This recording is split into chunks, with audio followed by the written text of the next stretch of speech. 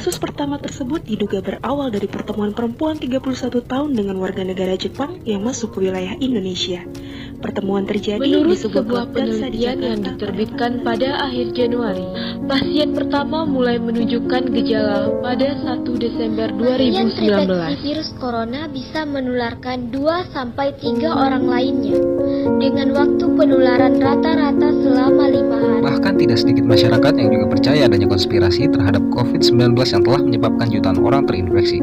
Beberapa konspirasi yang sedari awal ramai diperbincangkan adalah terkait kebocoran laboratorium biologi di Cina.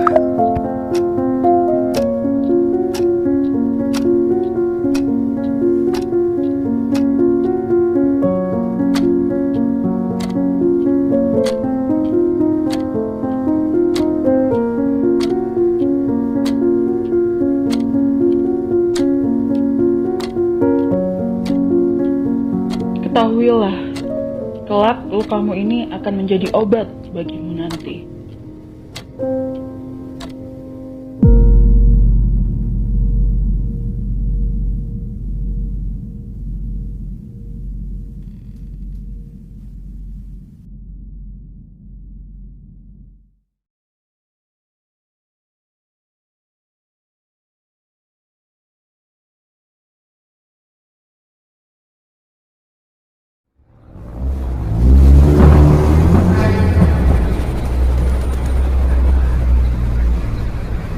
Mengetahui lemahnya protokol kesehatan di kantor atau tempat kerja, sebagai contoh adanya mekanisme pertemuan secara offline, maka dari itu meeting ini diadakan dengan tujuan kelanjutan mengenai sistem operasional yang akan diubah sesuai dengan anjuran pemerintah. Melihat perkembangan situasi saat ini, terkait dengan penyebaran virus COVID-19 yang dinyatakan sebagai kasus pandemis serta dengan memperhatikan himbauan dan arahan pemerintah untuk bekerja di rumah, bersama ini saya sampaikan sebagai berikut. Manajemen PT Alfakin Office Indonesia memberlakukan ketentuan bagi karyawan untuk bekerja di rumah, terhitung mulai hari ini sampai keadaan benar-benar dapat dipastikan normal. Demikian pemberitahuan ini saya sampaikan, terima kasih atas kerjasamanya. Kiranya kita semua diberi kesehatan dan kekuatan dalam menghadapi situasi saat ini.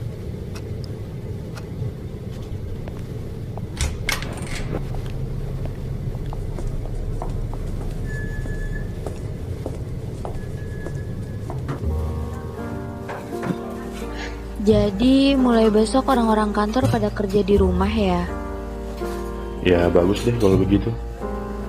Gue setuju banget sama anjuran pemerintah mengenai perihal ini.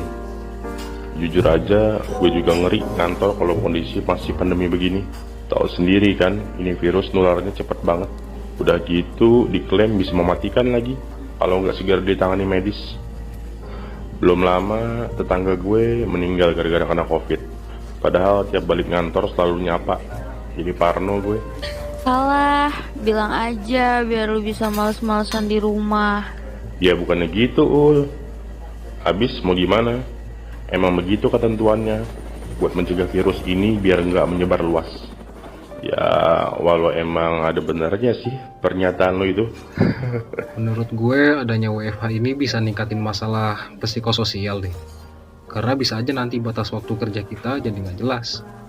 Kalau kerja di kantor cuma sibuk sana sini, kalau udah waktunya pulang ya pulang. Selain ada lemburan kerjaan, beres. Kalau WFH, batasan waktu kerjanya seolah samar. Kita bisa aja dihubungi atasan di luar jam kerja. Nah, kalau hal itu terjadi, kita bisa kewalahan karena overwork. Bener, WFH tuh kayak nggak ada batas jam kerjanya gitu. Kemarin temen gue curhat jam 3 pagi diteleponin atasan, dikontak-kontak masalah kerjaan. Nah, temen gue itu kantornya udah nyatain WFH seminggu yang lalu. Sering banget curhat ke gue soal kerjaannya selama WFH. Berarti kantor kita baru sekarang ya mengikuti aturan WFH. Kirain bareng semua. Tapi ada juga loh kantor yang udah balik normal. Tapi tetap mereka wajib mengikuti protokol kesehatan dan mentaati peraturan. Cuma selang beberapa hari normal dianjurin WFH lagi. Ya, semoga pemerintah segera memperjelas aja ini kebijakan dan peraturannya buat jangka panjang. Biar istilah new normal yang akan datang nggak cuma pernyataan belaka.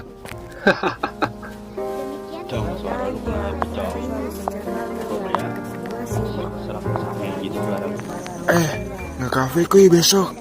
Kelar kerjaan. Bukannya PSBB KP pada tutup ya, Dan? Oh iya, lupa gue. Kafe dan toko-toko masih buka kok. Cuma dibatasin aja jam operasionalnya. Paling kalau mau ngafe di atas jam 5 sore. Di bawah itu mereka udah pada tutup semua. Oh gitu. Ngomong-ngomong, lu kok gak pakai masker sih? Buat apa masker? Bikin pengap aja. Napas gue malah sesak kalau pakai masker. Gak bisa hidup udara dengan bebas. Anjay. Emang gak takut kena lu? Kayak yang di berita-berita. Berita sekarang pada lebay.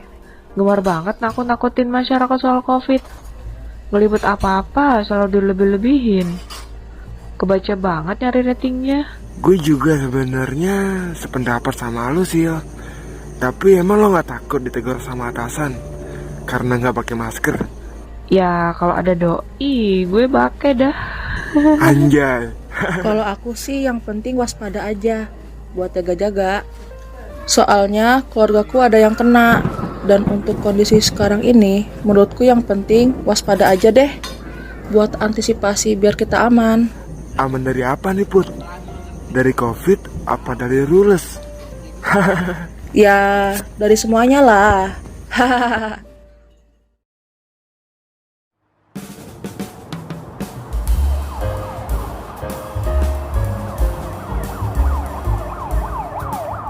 Kadang gue bingung deh, berita pertama kali nyebutnya dari Wuhan.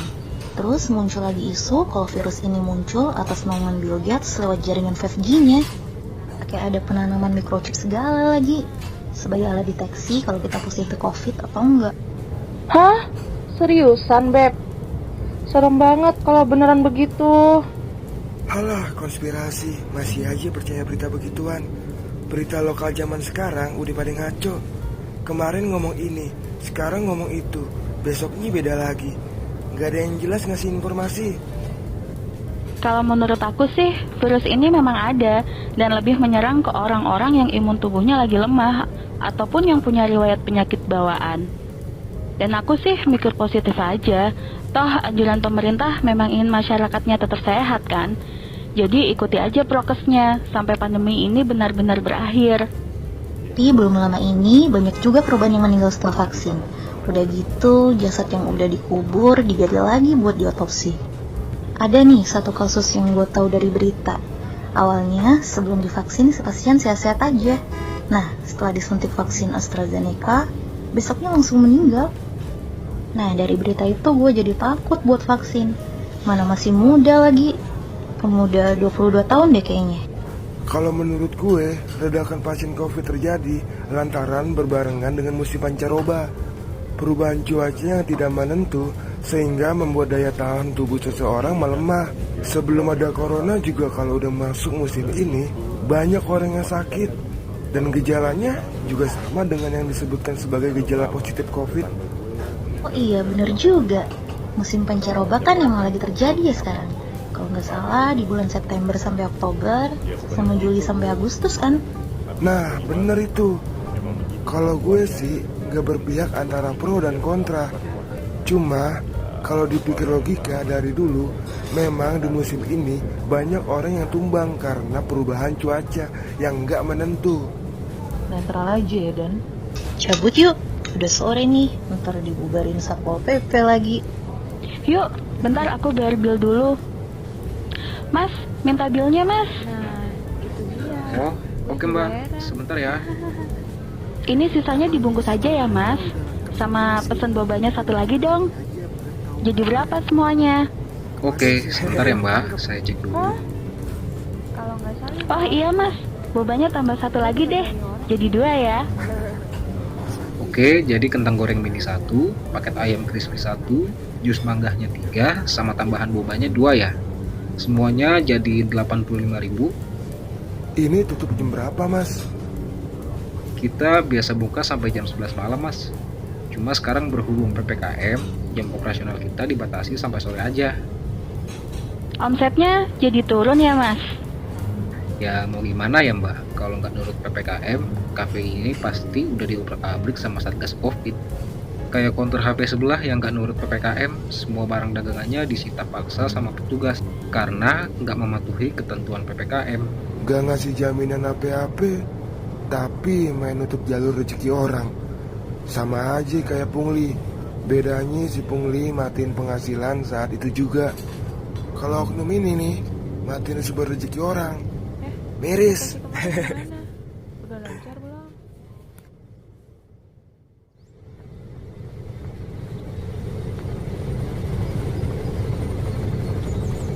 Gue jadi bingung deh. Kalau vaksin terbatas, kenapa dijadikan syarat administrasi perjalanan ya?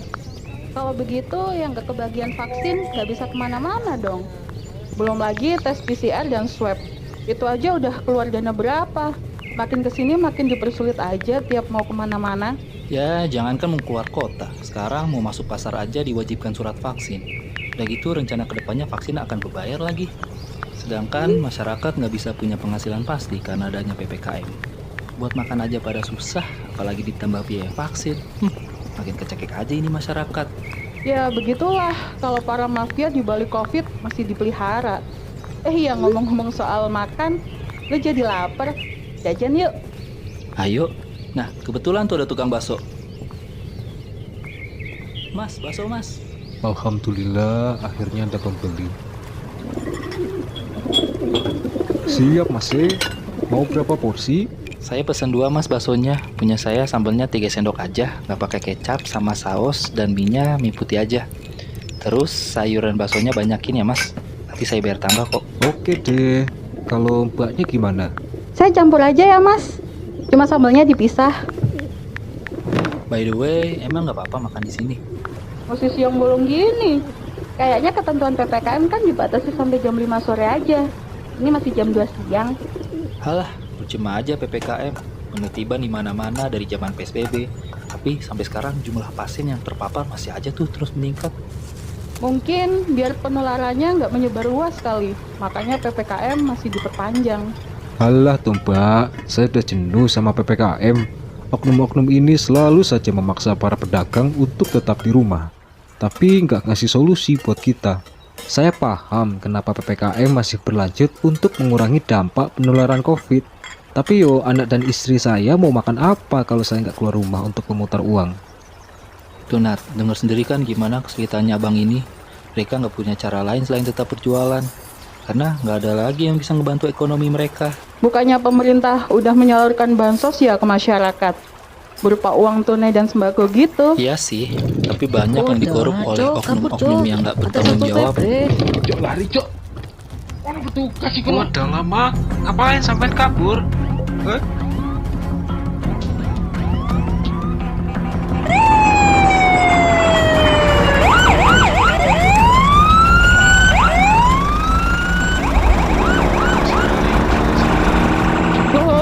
Ada apa nih?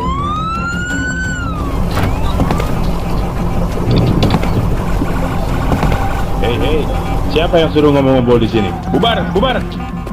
Loh, biasa aja dong Pak. Kita cuma mau makan bakso kok di sini. Sudah tahu ada peraturan PPKM, masih aja pada ngayap sana sini. Bapak jangan sembarangan ngomong Pak. Kan bisa dengan cara halus, bukannya bentak-bentak begini. Ingat Pak, Bapak ini sebagai petugas harusnya bisa mengayomi masyarakat. Hei kamu, sudah tahu PPKM masih saja berjualan. Disuruh bubar ya bubar. Pakai melawan lagi kalau dikasih tahu. Mereka terpaksa jualan untuk kebutuhan keluarganya Pak. Bapak enak kerjanya cuma ngusir sana sini tapi digaji. Nah, kalau mereka? Pak, tolong jangan ambil gerobak saya, Pak. Ayolah, Pak, jangan ambil gerobak saya. Cuma itu sumber saya cari uang untuk kebutuhan keluarga saya. Saya terpaksa ya, Pak, tetap jualan. Kalau saya diam saja di rumah kami gak bisa makan. Tolonglah, Pak. Apa susahnya sih, Pak? Diam dulu di rumah. Kalau kondisi udah stabil, baru Bapak boleh berdagang lagi. Penghasilan saya juga nggak seberapa, Pak. Cuma cukup buat makan saja sama putar modal. Karena pelanggan makin sepi selama pandemi ini. Tolong saya lah, Pak. Mau sampai kapan saya di rumah terus, Pak? Udah hampir 3 minggu saya di rumah terus. Jangan tindas kami, Pak. Kami cuma rakyat biasa. Anda masih dapat gaji, Pak. Saya dapat apa? Maaf, Pak. Kami cuma menjalani tugas kami. Tolong perhatian dan kerjasamanya juga.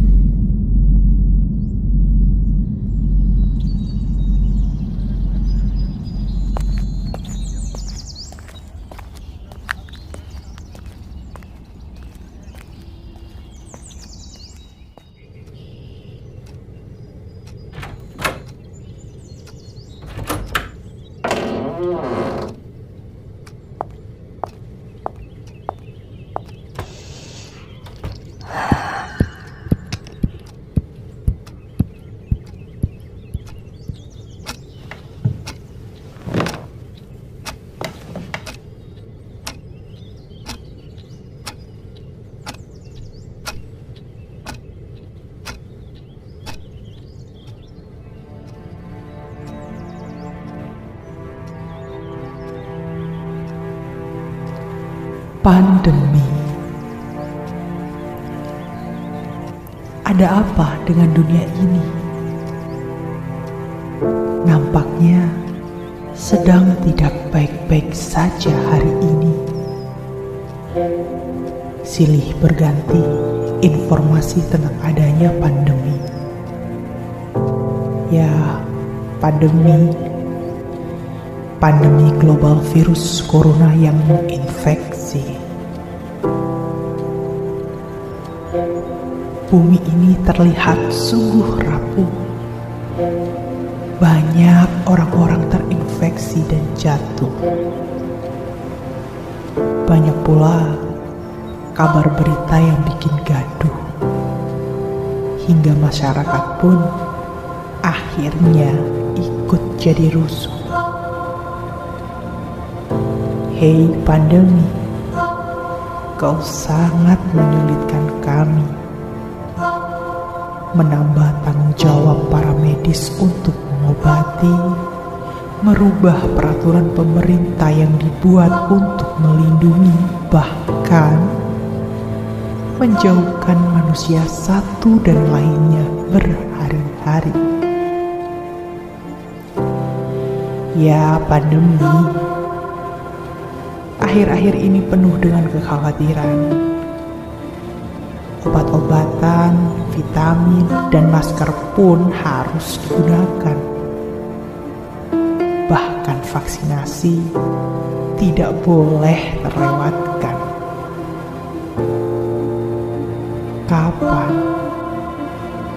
Kapan kami kembali mendapatkan kebahagiaan? Tuhan, dengarkanlah curahan isi hati kami.